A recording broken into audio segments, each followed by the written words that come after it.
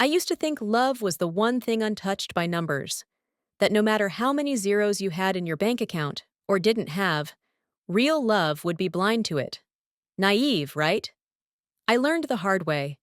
My name is Ethan Cole, and when I first met Julia at a college alumni mixer downtown, I was a struggling software engineer barely scraping by.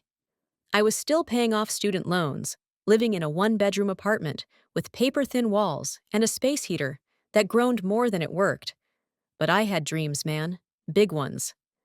Julia walked in like she owned the night. Sleek dress, confident stride, and a gaze that could slice glass. She was magnetic, and for some reason, I still can't explain, she smiled right at me. We talked for hours that night. She laughed at my stupid jokes, asked questions about my app idea, and even said she admired ambition more than anything else. "I don't care about where you are now," she told me, brushing her hair behind her ear as she sipped her wine. "It's about where you're going." That one sentence hooked me. I thought, here's someone who gets it. We started dating. At first, things were great. We'd order takeout, sit on my couch watching Netflix, and she'd listen to me ramble about coding, tech trends, and startup pitches I never dared to give. She even said she loved my passion. But slowly, almost imperceptibly, things started to change. It began with little comments. "You know, my ex took me to Bali for our 6-month anniversary," she said one night as we walked past a travel agency window. Not that I'm comparing, of course. Or the time she wrinkled her nose at my beat-up Civic and asked, "Have you ever thought about upgrading? I mean, what if we got spotted together?" I laughed it off. Thought maybe she was just joking or dreaming out loud. Everyone wants a little luxury now and then, right? But her tone kept shifting. She started dressing more extravagantly. Designer bags, $1,000 heels, dinners at restaurants with menus that didn't dare list prices. And each time I tried to offer something more within my budget. Her smile tightened. Her eyes looked elsewhere. I remember one night vividly. I had planned a small picnic in the park for our anniversary. I packed her favorite pastries, brought along a Bluetooth speaker, even printed out photos of our favorite memories. I thought it was romantic. But when she showed up, heels clicking against the cobblestone, her face fell. "Seriously, Ethan? A picnic? I just got my nails done.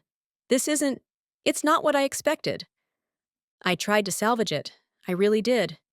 But she barely touched the food, spent most of the time on her phone, and left early, saying she was tired. That night, I sat on the edge of my bed, staring at the 2 tickets I'd bought for an improv show she used to rave about. Still in my pocket, still unused. I started to wonder, was it really about me? Or what I couldn't give her? The thing about cracks is, they don't start as gaping holes. They begin subtly, hairline fractures in what once felt unbreakable. After the failed picnic, things shifted. Julia became distant. Not in the physical sense. We still saw each other regularly. But emotionally, it was like she'd started editing me out of her ideal future. She began mentioning her coworker, Dean, more often. "Dean just got promoted to executive associate. Can you believe that?" Or, "Dean drives a Tesla now. He says it's the best investment he's made." Each time, she'd glance at me sideways, as if waiting for me to absorb the comparison. I tried brushing it off. I wasn't Dean. I didn't want to be Dean. I wanted to build something that mattered, not just climb someone else's corporate ladder. But it was becoming obvious that Julia wasn't looking for a partner. She was looking for a shortcut to the life she thought she deserved. One night, she invited me to a formal networking gala thrown by her firm. "It'll be good for you," she said. "You could meet potential investors, or at least learn how the real movers and shakers do it." I spent hours preparing, borrowed a decent blazer from my buddy, watched videos on how to pitch ideas in under 2 minutes, rehearsed talking points for my app. I was nervous, but excited. The moment we walked in, I could feel eyes scanning me. Wealth was the room's currency, and I was bankrupt. Every man in that room wore watches that could buy my entire apartment complex. The champagne flowed freely, and laughter echoed with the kind of confidence that only comes when you know you're winning the game. Julia floated through it all effortlessly, like she was born to be there. I tried keeping up, but each introduction she gave felt apologetic. "This is Ethan," she'd say, smiling too tightly. "He's working on a tech startup." One guy chuckled. "Aren't we all?" I fumbled through small talk, handed out a few business cards I'd printed at home, and tried not to notice Julia gravitating toward the men in tailored suits and expensive colognes. When we finally got back to my apartment that night, I collapsed onto the couch, exhausted. "You didn't have to come if you were going to sulk the whole time," she said, slipping off her heels with a sigh. "I wasn't sulking," I muttered. "I was trying to make a good impression. That's not exactly easy when you feel like everyone's judging you based on your shoes." "Well," she shrugged, "maybe invest in better ones. First impressions matter, Ethan." That stung, deep. I didn't say much after that. Just nodded, got up, and started doing the dishes. Anything to avoid the awkward silence that had moved in between us like an uninvited guest. In the days that followed, she pulled further away. Calls became shorter, texts less frequent. Her weekends suddenly booked. I knew it was unraveling. I just didn't want to admit it. Then came the breaking point. We were at a small cafe one Sunday morning, one of those places with overpriced avocado toast and minimalist light fixtures. She looked stunning as always, scrolling through her phone with a furrowed brow. "Ethan," she said without looking up, "can I ask you something serious?" "Of course." "Where do you see yourself in 5 years?" I smiled. "Running my own company, hopefully helping others break into tech. Maybe even traveling, speaking at conferences." She interrupted. "No, I mean really, like financially, status-wise, because I'm starting to think we're just not on the same page." I set my coffee down. "Julia, I may not have everything figured out now, but I'm building something, brick by brick. You used to admire that." She finally met my gaze. Her eyes were cold, businesslike. "Admiration doesn't pay rent, Ethan." There it was, the truth, raw and merciless. She continued, "I want a life with security, with comfort. I'm tired of someday. I want someone who's already there, not someone who might make it." For a moment, I just sat there, blinking. Not because I didn't hear her, but because I couldn't believe she'd actually said it out loud. "So, this is it?" I asked quietly. "You're leaving me because I'm not rich enough?" She sighed, standing up and slinging her purse over her shoulder. "I'm leaving because I've outgrown this relationship. I need more. And I think deep down, you know you can't give it to me." Then she left. Just like that. No tears, no hesitation. As she walked away, I noticed something. She didn't even look back. I stayed seated for a long while, letting the silence sit with me like an unwanted friend. Then I pulled out my phone, opened my app prototype, and stared at the code I'd been avoiding for weeks. If love was measured in bank balances, then maybe it was time I made mine count. I didn't leave the apartment much after Julia walked out.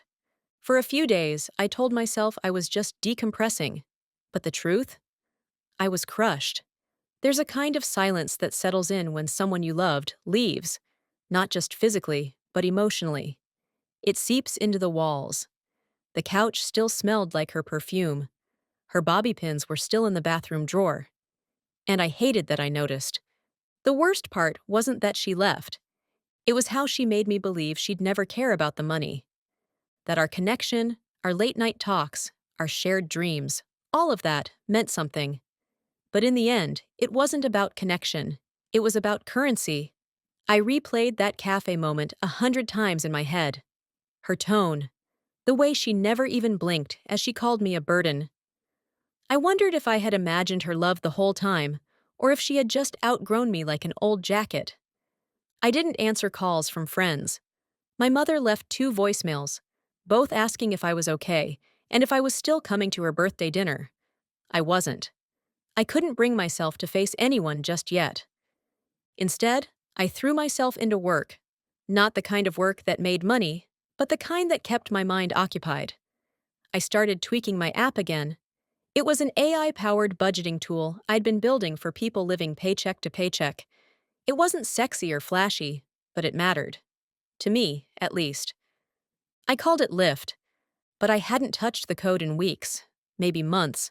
Julia thought it was a waste of time, told me once, "It's cute, but no one's going to download that unless you slap a crypto label on it."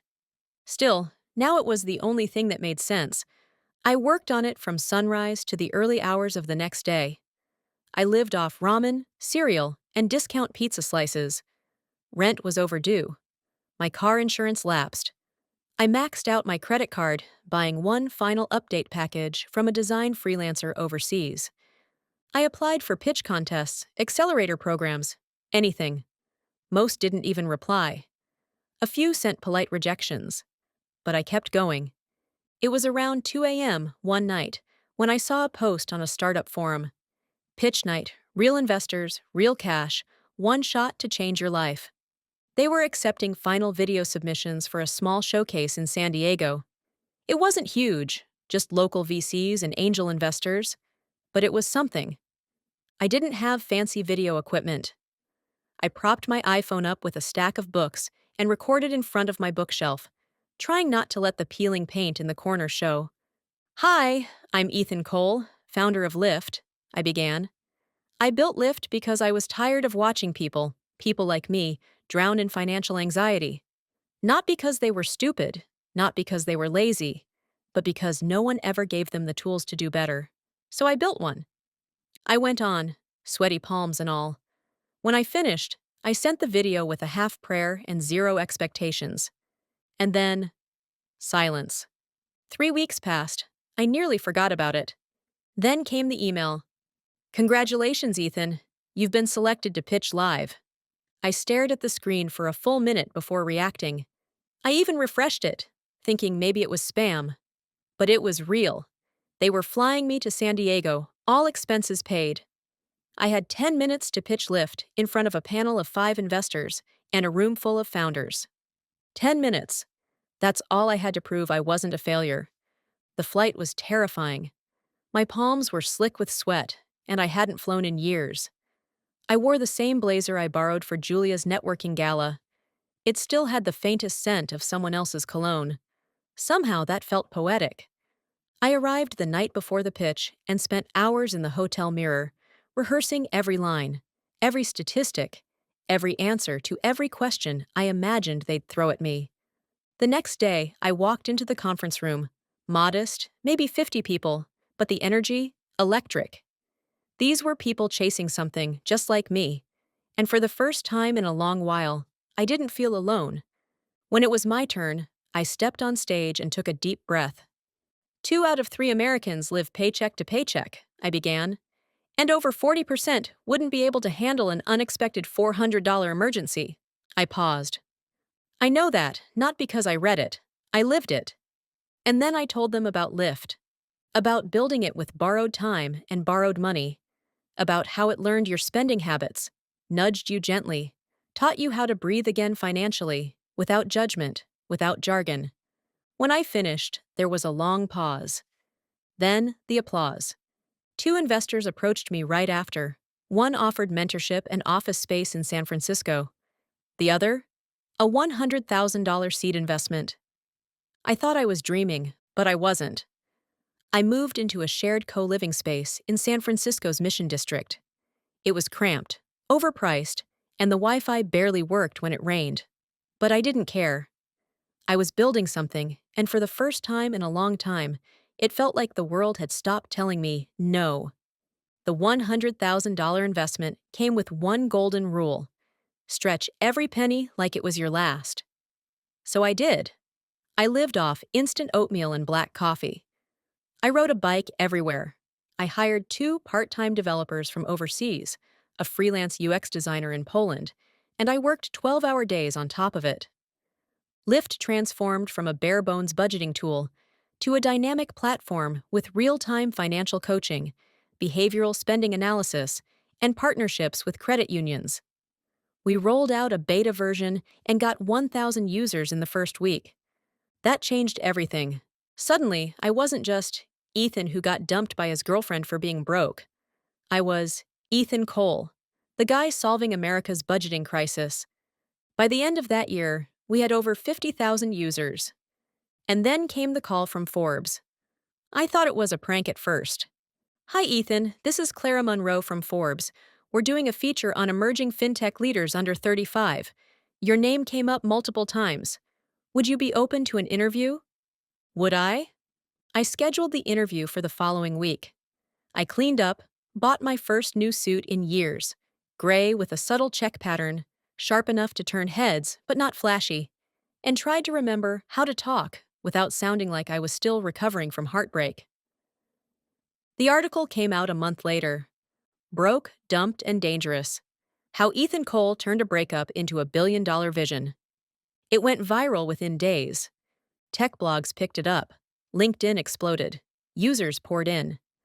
My inbox filled with pitch offers, partnership requests, and cold emails from people wanting to know how I'd made it. But not all messages came from strangers. One night, around midnight, I got a DM, Julia. Her name stared at me from the screen like a ghost from another life. Hey, I saw you in Forbes. Wow. Congrats. I'm so proud of you. Was wondering if you'd be open to catching up sometime. It's been a while. I miss talking to you. Hope you're doing well. The nerve? I stared at the message for a full 5 minutes. The same person who'd told me I didn't fit her future was now sliding back into my life like nothing happened, like she hadn't left me because my shoes weren't expensive enough. I didn't respond. Not yet. I needed time. A week later, I got a LinkedIn request from her. This time, she added a note. Can we talk? I made a mistake. I'd really love to explain. Part of me wanted to delete it. Another part wanted to drive to her apartment just to laugh in person. But then I realized something. I didn't need revenge. I already had something better. Peace. I didn't have anything to prove anymore. I wasn't chasing love. I was chasing purpose, and I was catching up fast. But life, in all its strange humor, wasn't done with me just yet. 2 weeks later, I got invited to appear on a morning business show in New York. A live segment, national TV. My publicist was ecstatic. This is your next Forbes moment, she said. This is where the world sees your face, not just your name. The studio was buzzing with cameras, lights, and makeup teams. I sat in the green room, sipping tea, running over my talking points in my head. The host walked in to greet me. Ethan Cole, the breakout founder of Lyft. You're everywhere lately, huh? Great story, can't wait for the segment. The lights came on, the cameras rolled. I talked about financial trauma, why budgeting apps fail real people, and how Lyft was changing that. The host smiled. The audience clapped. Twitter lit up in real time.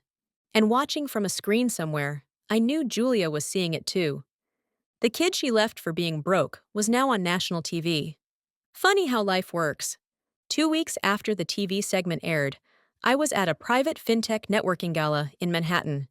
The kind of event where people casually sip champagne while closing six-figure deals and handing out black metal business cards like candy. I was there with my new COO, Anya, sharp, efficient, and completely unfazed by big names or big egos. She'd helped take Lyft from 50,000 users to over 300,000 in just 6 months. As I finished a chat with a representative from a major credit union, I noticed someone lingering near the bar. My stomach dropped. Julia. She looked different, more polished, like she'd stepped out of a luxury lifestyle ad. Her hair was darker now, in waves over one shoulder, and she wore a sleek navy dress and expensive heels. But her eyes, those were the same. She saw me, and then, slowly, she walked over. Ethan, she said softly, as if saying my name might wake a ghost. Julia, I replied, nodding. I kept my tone neutral, calm. I wasn't sure if you'd remember me, she joked nervously. I didn't smile. You were pretty memorable. She winced slightly, then took a sip of her wine. You look amazing. Forbes didn't do you justice. Thanks. She paused. I've been watching your rise. Lyft is everywhere. I even downloaded it. It's impressive. I nodded, letting the silence sit. I wanted to talk to you, in person, she finally said. I know I don't deserve that, but can we? I could have said no, walked away. But some part of me was curious, morbidly maybe. So I nodded toward an empty table on the balcony. We sat. I shouldn't have left you the way I did, she said, looking down. I was scared. I panicked. No, I replied, meeting her eyes. You were clear. You said I didn't fit your future. She swallowed. I was wrong. About everything. I raised an eyebrow. You left because I had no money. That wasn't confusion. That was a decision. I know, she said quickly, but I didn't understand what love really meant back then. I thought success looked a certain way. I thought we were going nowhere. We weren't, I said, until you left. And then I had nothing left to lose. Julia looked down again. Her voice dropped. I broke up with someone who loved me, for someone who owned a Porsche, and couldn't even spell the word resilience. That ended quickly. I've thought about what I did a lot. I leaned back, watching her. I'm not the same guy, I said finally. Back then, I was building something no one could see but me. And when I needed support the most, you didn't just walk, you ran. I didn't know how to handle struggle, she whispered. I grew up thinking security meant status, that love was only real if it was easy. I nodded slowly. It wasn't easy, but it was real, at least for me. She looked up at me. I miss you, Ethan. That hit harder than I expected. Not because I wanted her back, but because for a long time, I had missed her too.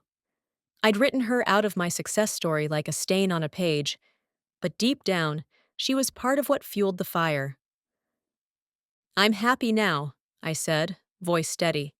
Not because I'm rich or famous, but because I learned how to believe in myself when no one else did, including you. Tears welled in her eyes. I don't expect anything, she whispered. I just wanted to say I'm sorry. I looked at her for a long time. I forgive you, I said. She blinked, surprised. But forgiveness isn't an invitation back, I added. It's closure. Julia nodded slowly, her lip trembling. I hope you find peace, I said. Then I stood up. As I walked back inside, Anya handed me a fresh drink. Everything okay? Yeah, I said. Just closed the last chapter of an old book. 6 months later, I stood on stage in front of a crowd of 2,000 at the Global Impact Tech Conference in Lisbon.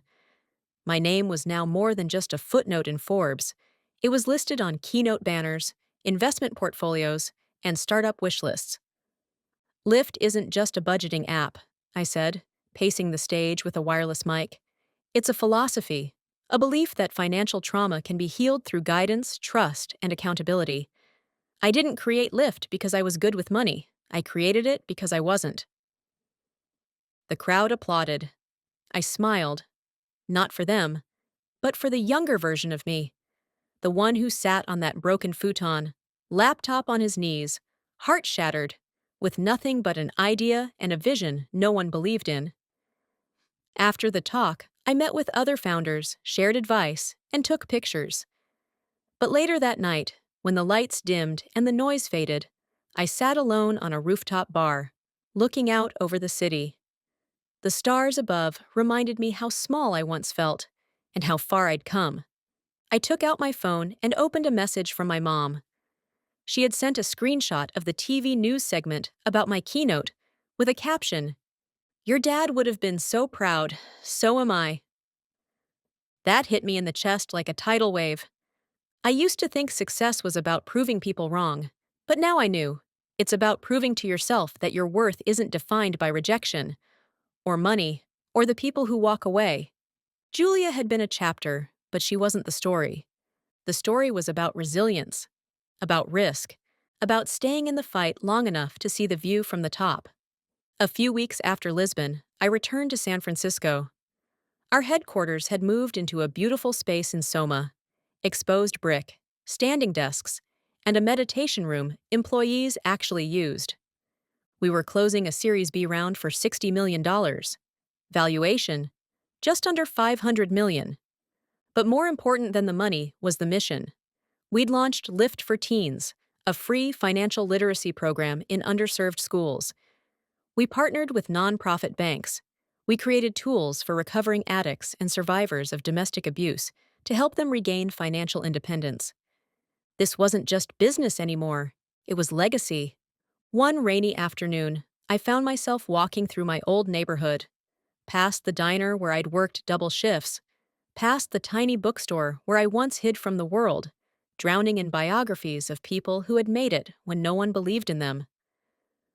I turned a corner and stood outside Julia's old apartment building, the window where I used to wait for her to come home, the steps where I sat for 2 hours the night she ended things, the place where I once believed I'd lost everything, but it wasn't loss. It was redirection. I smiled to myself, shoved my hands in my coat pockets, and walked away. That chapter was closed. That pain had served its purpose. It had carved out the space I needed to grow.